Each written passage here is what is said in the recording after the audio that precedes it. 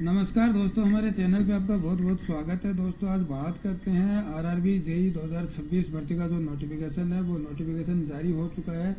4098 पदों पे जो नोटिफिकेशन है वो आरआरबी यानी कि रेलवे रिक्रूटमेंट बोर्ड ने ये नोटिफिकेशन 4098 पदों पे जो नोटिफिकेशन है वो जारी कर दिया गया है, जिसमें जूनियर इंजीनियर, डीएमएस और सीएमए का जो नोटिफिकेशन है उसका जो आज का जो नोटिफिकेशन है वो जारी हो चुका है। तो दोस्तों आज के इस वीडियो में आपको इस जूनियर इंजीनियर भर्ती से संबंधित जो जानकारी है वो आज के इस वीडियो में आपको देने जा रहे हैं। जैसा कि आप अपनी स्क्रीन पे इस वक्त देख पा रहे हैं, ये जूनियर इंजीनियर भर्ती का जो नोटिफिकेशन है ये government of India ministry of railway के द्वारा जो है वो जारी कर दिया गया है। जैसा कि आप अपनी स्क्रीन पे इस वक्त देख पा रहे हैं, government of India ministry of railway recruitment boards centralise employment notice EN number 04/2026 recruitment for various post of junior engineer depot material superintendent and chemical and metallurgical assistant का जो नोटिफिकेशन है वो जारी कर दिया गया है, जिसमें बताया गया इंडिकेटिव जो नोटिस है वो इस प्रकार है। एप्लीकेशंस आर इनवाइट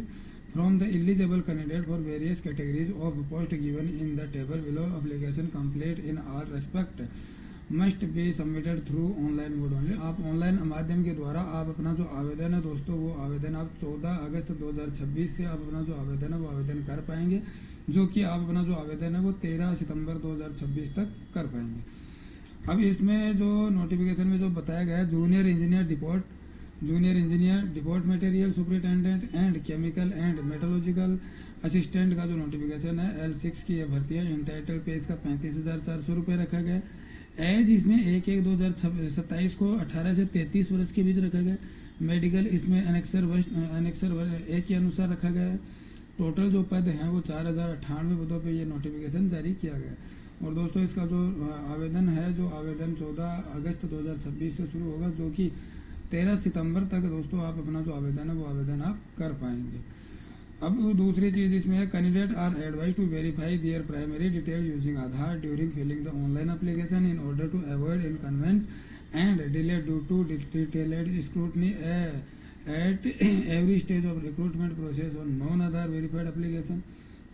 दोस्तों सबसे मुख्य जो चीज़ है इसमें वो ये है कि आपका जो आधार है वो आधार अपडेटेड रहना चाहिए। दूसरी बात इसमें यह है कि जो आपका आधार है वो आपके बैंक अकाउंट से जुड़ा हुआ रहना चाहिए, क्योंकि आपका जो रिफंड है रेलवे का वो रिफंड डीबीटी माध्यम से यानी कि डायरेक्ट बेनिफिशियरी ट्रांसफ़र के माध्यम से होगा, जिसमें अगर आपका आधार आपके बैंक खाते से नहीं जुड़ा होगा तो आपका जो रिफंड है आरआरबी के द्वारा सीबीटी लगने के बाद में जो आता है वो आपका इसमें प्रोसीड नहीं हो पाएगा। इस बात का आप विशेष रूप से ध्यान रखें। दूसरी चीज़ ये है दोस्तों, अगर आप SC ST और OBC EWS कैंडिडेट्स हैं तो आपके पास में जाति प्रमाण पत्र नया वाला होना जरूरी है। OBC के लिए खासकर जो जाति प्रमाण पत्र है वो नया जाति प्रमाण पत्र होना जरूरी है। अगर आपके पास में जाति प्रमाण पत्र नहीं है दोस्तों तो आप अपना जो जाति प्रमाण पत्र है वो अभी आप नया बनवा लीजिए, क्योंकि एप्लीकेशन आवेदन करते समय पे आपका जो आवेदन है वो जो आपका जाति प्रमाण पत्र है उसमें देरी हो सकती है, आप अपने आवेदन फॉर्म से वंचित रह सकते हैं। दूसरी बात यह है दोस्तों, इसमें जो आप अपना जो आवेदन है वो www.rrb.indianrailway.gov.in की वेबसाइट के द्वारा आप अपना जो आवेदन है वो आवेदन आप कर पाएंगे। और दोस्तों आप अपना जो आवेदन है वो आवेदन आप जैसा कि हमने बताया 13 सितंबर 2026 से पहले और 14 अगस्त 2026 से लेकर 13 सितंबर तक दोस्तों आप अपना जो आवेदन है वो आवेदन आप कर पाएंगे। विस्तृत नोटिफिकेशन जो है दोस्तों वो लगभग 9 अगस्त के लगभग जारी होने की संभावना है। और दोस्तों आज के लिए बस इतना ही। जय हिंद, जय भारत।